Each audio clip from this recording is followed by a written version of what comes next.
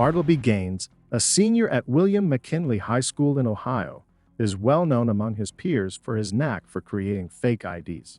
With graduation fast approaching, Bartleby faces mounting pressure as he receives rejection letters from all 7 colleges he applied to. In the opening scene, Bartleby is working on fake IDs with his friends Daryl and Sherman. Daryl, a former football star sidelined by a permanent injury, has lost his scholarship and struggles to figure out his future. Meanwhile, Sherman, a high-achieving student with aspirations to attend the prestigious Harmon College, disapproves of Bartleby's illicit sidekick. Sherman warns them of the watchful principal, but when the principal arrives, Bartleby narrowly avoids trouble by claiming they're rehearsing for a glee club, a ruse that works despite their dreadful singing. As Bartleby grapples with the possibility of being labeled the black sheep of his family, he pins his hopes on his final application to Ohio State University. On his way out, he crosses paths with Monica, a kind and popular classmate he has long admired. Monica invites him, not to her party, but to mow her lawn, an offer he eagerly accepts despite her dating the arrogant and wealthy Ambrose.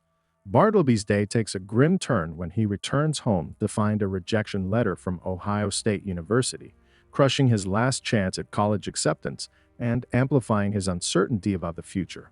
Bartleby confides in his sister Lizzie about his rejection from every college, and she encourages him to share the news with their parents. Reluctant to face their disappointment, Bartleby initially claims he has chosen not to attend college due to financial concerns. However, under pressure from his parents, he finally admits the truth about his rejections. Their reaction is one of disbelief and clear embarrassment, leaving Bartleby feeling like a failure in their eyes. The next day, Bartleby attends a graduation party for the class of 2006, where excitement fills the air as most students celebrate their upcoming college journeys. In stark contrast, Bartleby and his friend Daryl are despondent and unsure of their futures. They're not alone in their predicament. Rory, a stellar student who pinned all her hopes on Yale, also finds herself stuck after being rejected. As Bartleby prepares to leave, Sherman's father introduces him to a group of people who are congratulating Sherman on his acceptance to Harmon College. When asked about his own plans, Bartleby awkwardly admits his situation, leading to an uncomfortable silence and his parents' visible disappointment. That night, frustrated and dejected, Bartleby throws away his rejection letters. Inspiration strikes while handling a fake ID. He realizes that if he can create a convincing fake ID, fabricating a fake college acceptance letter shouldn't be much harder. Fueled by desperation, he crafts an official-looking acceptance letter from a fictional institution he names the South Harmon Institute of Technology, or the SHIT. This bold move marks the start of a wild and unexpected journey. The next morning, Bartleby excitedly shares his idea with Sherman, who is skeptical and warns it could end in disaster. However, with Bartleby's persistence, Sherman reluctantly agrees to help and creates a fake, fully functional website for the South Harmon Institute of Technology. Unintentionally, the website includes a feature that automatically sends an acceptance email to anyone who applies. Meanwhile, Daryl, equally disheartened by his own lack of prospects, decides to join the fake college alongside Bartleby. When Bartleby's parents discover the acceptance letter, they are overjoyed and relieved. Although Mr. Gaines finds it odd that he has never heard of South Harmon, Bartleby convinces him of its legitimacy by showcasing the realistic website. Believing it to be an extension of the prestigious Harmon College, the parents are satisfied. Mr. Gaines even hands Bartleby a $10,000 check for tuition. However, the situation escalates when Bartleby's parents insist on dropping him off at the college dorms. To maintain the illusion, Bartleby, Sherman, and Daryl scramble for a solution. Rory, another student who didn't get into her dream college, offers to help. She suggests the perfect location for their fake college in exchange for her own acceptance letter. The perfect location, Rory suggests, turns out to be an abandoned psychiatric hospital. Though the building is in ruins, the group begins renovations the next day, transforming wards into dorm rooms and the lounge into a hallway. They carefully clean only the areas likely to be seen by Bartleby's parents, avoiding the decrepit bathroom and leaving most of the space untouched.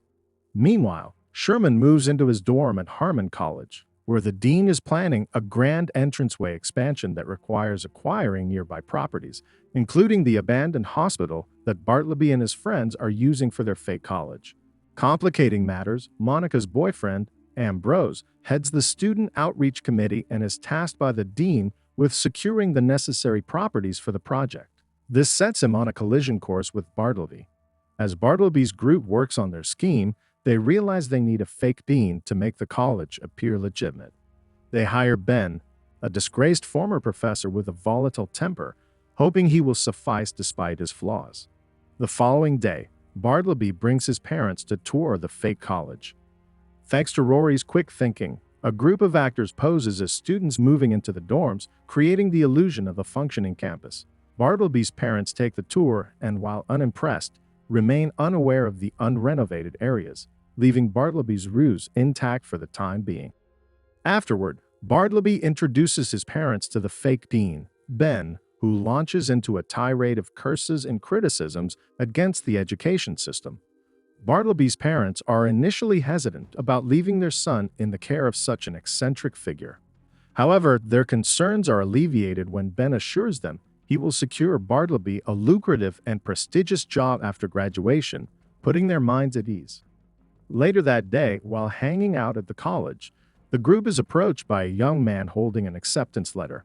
He explained that he applied through the website and received an automated acceptance email.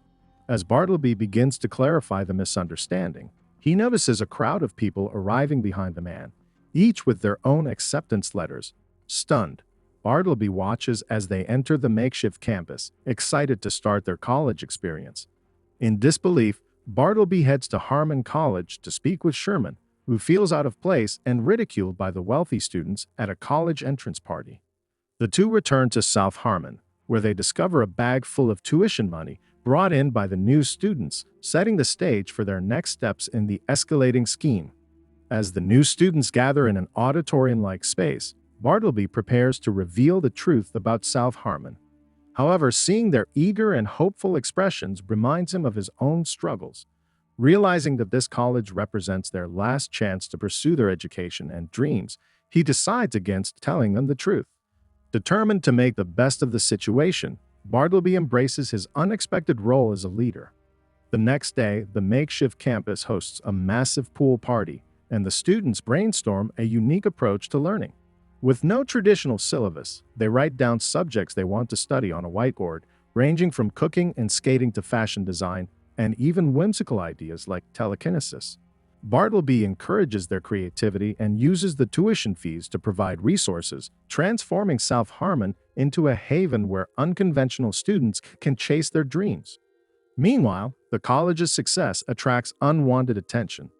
Ambrose, Monica's arrogant boyfriend, visits the leaseholder to buy the property for Harmon College's entranceway expansion. Bartleby firmly refuses, standing his ground without offering any explanation. Over at Harmon, Sherman struggles to fit in, enduring humiliating tasks in his desperate bid to join a fraternity. His tormentors force him to wear ridiculous costumes and subject him to demeaning challenges, leaving him increasingly disillusioned. South Harmon becomes not just a sanctuary for its students, but also a growing contrast to the toxic elitism of Harmon College. During a party at the fraternity house, Monica, a student at Harmon College, walks in and is shocked to find Ambrose kissing another girl. Ambrose tries to explain, but Monica refuses to listen and storms out, furious. The next day, she discovers a thoughtful camera gift from Bartleby, who remembered her passion for photography. Touched, Monica visits South Harmon to thank him and stumbles upon the unconventional curriculum and unorthodox teaching methods. At first, the college seems absurd, but as she learns more, she begins to appreciate its creative and innovative approach to education, finding the concept brilliant. Meanwhile, Sherman grows anxious about the college's growing popularity and the legal risks Bartleby might face. Worried that Bartleby's disregard for formalities could lead to lawsuits, Sherman secretly applies for accreditation to give South Harmon a fighting chance if legal issues arise. That evening, South Harmon hosts a massive party featuring live music and free drinks, all organized by its students. The buzz spreads quickly, attracting even students from Harmon College. Across town, Ambrose throws what he claims is the biggest party of the year, but it flops as his guests flock to South Harmon's event instead. Frustrated and curious, Ambrose and his friends head to South Harmon to investigate the hype. At the party, Monica and Bartleby enjoy each other's company, eventually slipping away to his room, where Bartleby gives her a tour. Their shared connection leads to a kiss. However, their moment is interrupted when Bartleby receives a text from Sherman warning him of Ambrose's arrival. When Ambrose and his group spot Monica at the party, they feel betrayed, but Monica boldly announces her intention to transfer to South Harmon. Humiliated by her decision and the reception at the party, Ambrose and his group leave. The following day, they lure Sherman to the fraternity house, where they intimidate and beat him until he reveals the truth about South Harmon. Armed with this information, Ambrose wastes no time planning South Harmon's downfall. The next day, he orchestrates an elaborate setup, summoning all the parents to the college under false pretenses. As Bartleby tries to understand the sudden influx of visitors, the police arrive and expose South Harmon as a fraudulent institution. Bartleby is accused of embezzlement and running an unregistered organization. Shocked and devastated, Bartleby's parents watch as the other parents remove their children from the premises, unable to believe the truth about their son's actions. When Bartleby feels all hope is lost, Sherman informs him they still have a shot at saving South Harmon. He reveals he has filed an appeal for a college license with the state accrediting board. To succeed, they must prove South Harmon is a legitimate educational institution. On the day of the hearing, all the students gather in court to support Bartleby. The board explains that accreditation requires the college to provide facilities, a curriculum, and a faculty. Bartleby lists their unconventional facilities, including dorm rooms, a tiki bar, common areas, and a skateboard ramp, but the board insists on traditional amenities like a library or cafeteria. The infamous whiteboard is presented as evidence of their curriculum, with its unconventional suggestions drawing skepticism. The board is further dismayed to learn there are no formal teachers, as the students teach and learn from one another. Realizing the odds are stacked against him, Bartleby interrupts the proceedings to admit to the deception and apologizes for lying.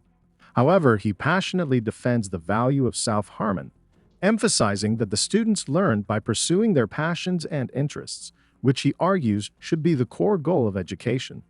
While the college started as a scam, it provided meaningful experiences and opportunities for its students.